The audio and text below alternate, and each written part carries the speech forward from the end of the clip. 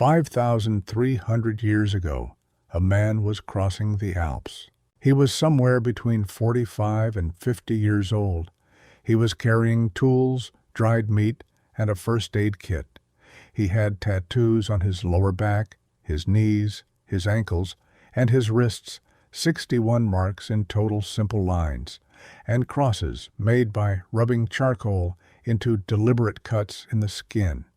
He had arthritis in his hips and knees and spine. He had been living with chronic pain by the evidence in his bones for years. When hikers found his frozen body in 1991, preserved nearly perfectly in an alpine glacier, researchers cataloged his tattoos and assumed for years that they were decorative. Tribal markings, personal expression, the kind of thing you might expect from an ancient person. Then someone looked at where exactly the tattoos were placed. Approximately 80% of Ötzi's tattoos fall on classical Chinese acupuncture points, specifically the acupuncture points associated with the treatment of rheumatism. His lower back tattoos correspond to points used to treat lumbar pain. His knee and ankle markings correspond to points for joint degeneration. A cluster of previously unidentified tattoos on his chest aligns with points traditionally associated with intestinal problems, and analysis of his gut confirmed he had an active parasitic infection. He was not decorated, he was mapped. His skin was a treatment chart with each mark placed precisely over a location where therapeutic pressure or stimulus had, through long empirical practice, been found to relieve specific pain. The world's oldest known tattoos were almost certainly a targeted chronic pain management protocol, anatomically sophisticated, condition-specific, and 6,000 years older than the medical tradition most people associate with acupuncture. That is the story this video is actually about. Not the story of ancient humans grimly enduring pain without tools. The story of what those tools actually were, how they worked, why some of them were genuinely effective, and why, despite everything modern medicine has achieved, chronic pain has become one of the defining health crises of the modern world rather than receding. Let's start with the thing most people do not realize. Chronic pain is not a modern disease. It is not something that appeared when humans started sitting at desks. It has been a companion to the human species since before we were fully human.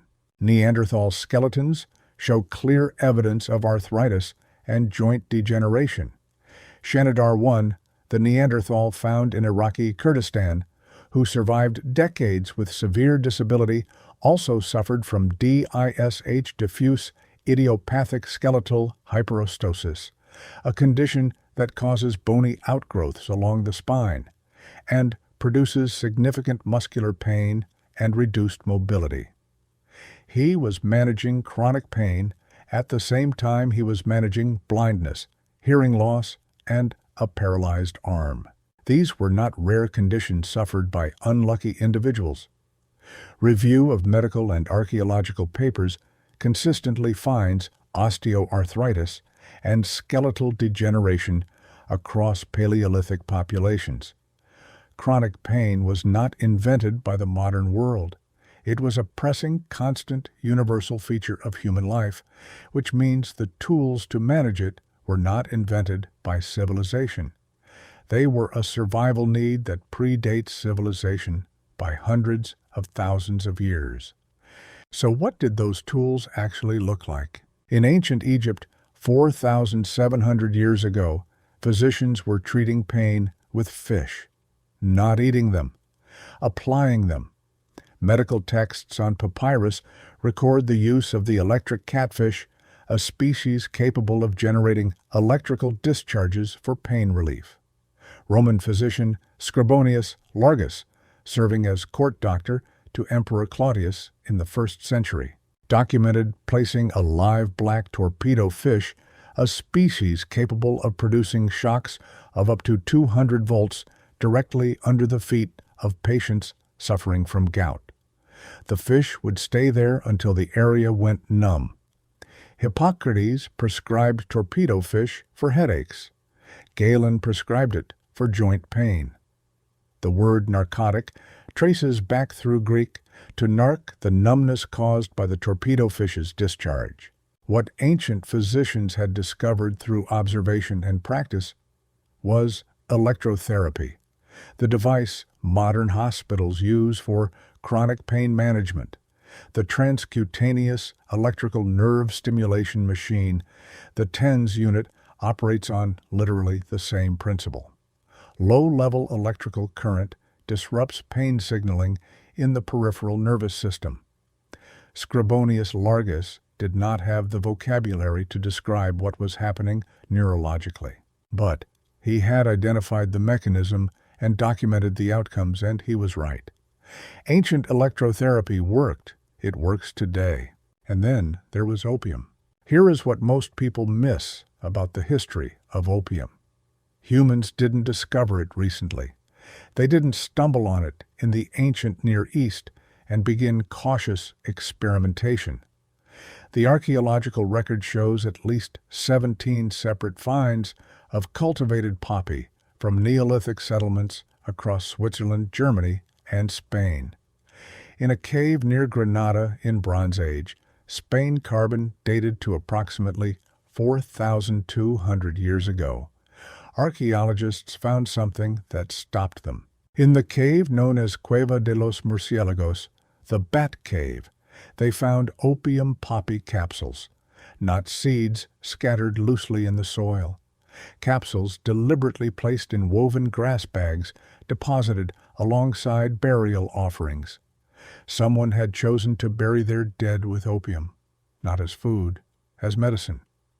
The belief that a person might need pain relief, not only in life but in whatever came after, was strong enough to carry poppy capsules into the grave. The Sumerians were cultivating opium systematically around 3,400 years before the Common Era, calling it Hulgil the joy plant, and recording its production in detail on clay tablets. Egyptian medical documents from 1,552 years before the Common Era listed more than 700 medicinal applications for it in a single text. The most powerful painkiller in human history was already in sophisticated documented, systematized use before most human civilizations had developed writing.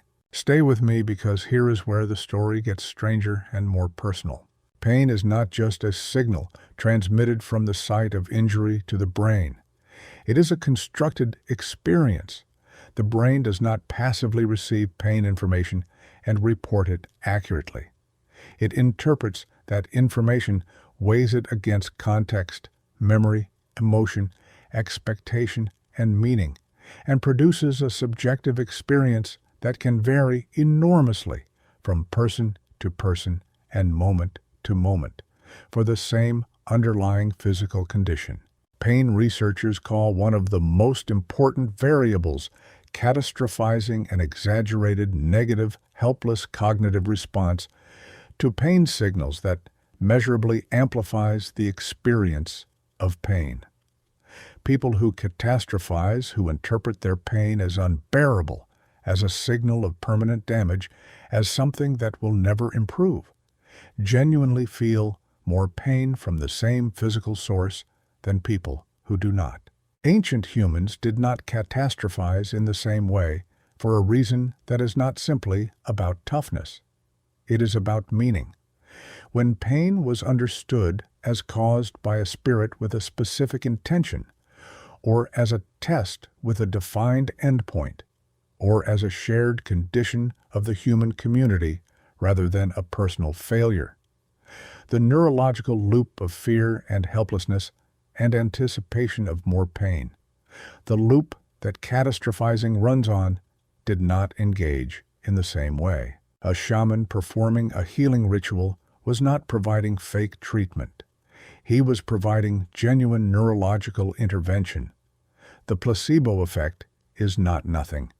It is a measurable, real biological phenomenon that activates the same pain-dampening systems as pharmacological analgesics. What looks like superstition was a delivery mechanism for real neurochemistry.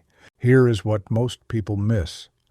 The social structure of the ancient community was itself a pain management system, and possibly the most effective one ever devised.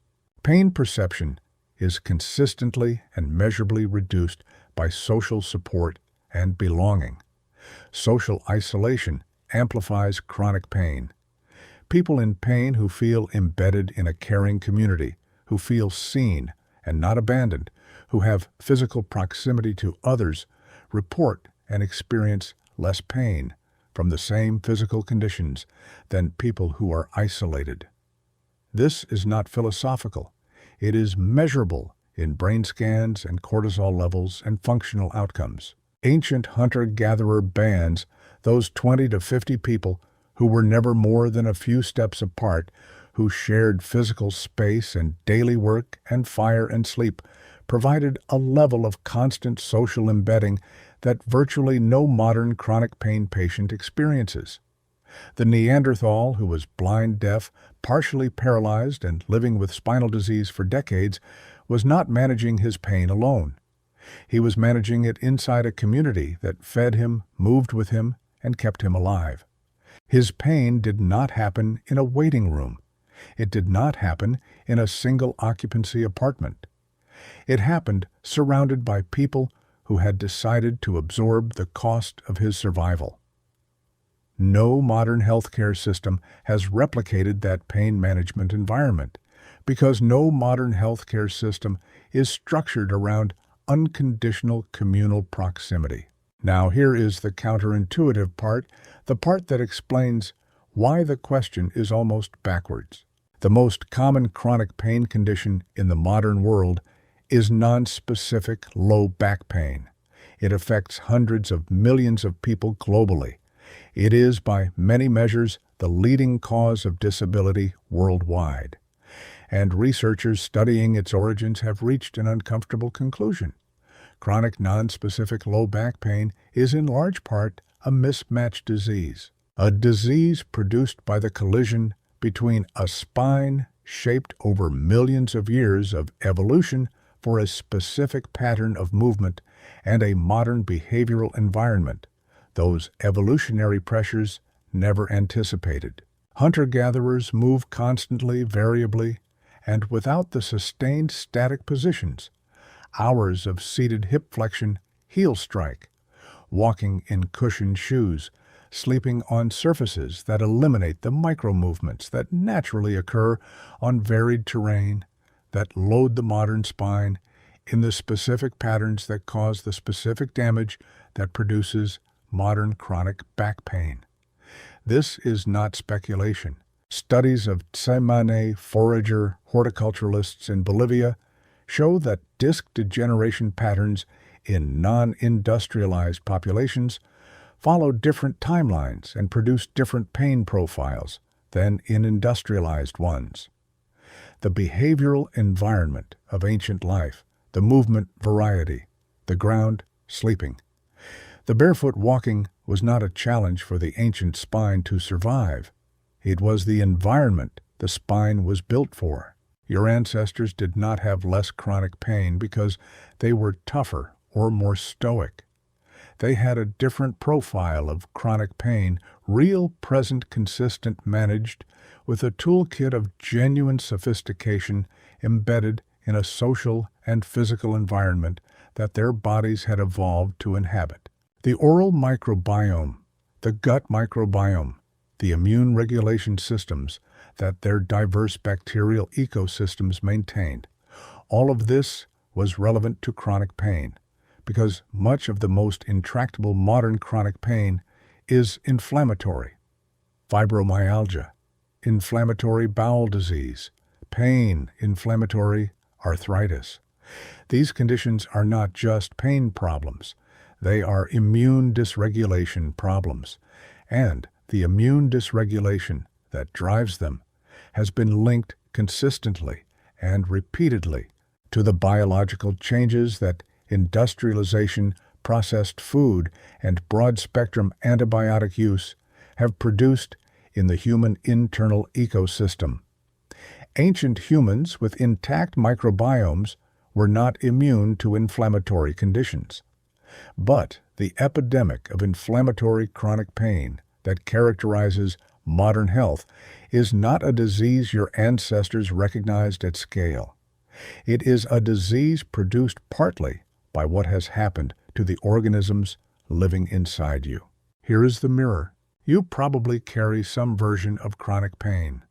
Most adults in the industrialized world do. Back pain, joint pain, headaches that return, an ache that medical imaging cannot fully explain. You have access to medications that Otzi could not have imagined. You have surgical options, injection therapies, physical therapists, pain specialists. And yet the epidemic is larger, not smaller. Your ancestor crossing the Alps 5,000 years ago had 61 tattoos placed with anatomical precision over the joints that were failing him. He carried birch polypore fungus for his parasites. He had pain management knowledge that took thousands of years of observation to build. He had a community. He moved constantly. He slept on ground that made his body work. His spine was doing what spines evolved to do. He was in pain. That was not a coincidence or a failure. That is what life in a physical body in the physical world has always been. But his pain was managed with tools his community had refined over generations, embedded in a biology his environment was still supporting, and held inside a social structure that did not charge for comfort. 5,000 years later, in a hospital, somewhere someone is being handed a prescription for the synthetic descendant of the joy plant that the Sumerians were growing before they had an alphabet. The tool is the same. Almost everything else about the context has changed. The question was never whether ancient humans had ways to manage chronic pain. They did. The question worth sitting with is how much of what has changed since then is progress, and how much of it is the problem.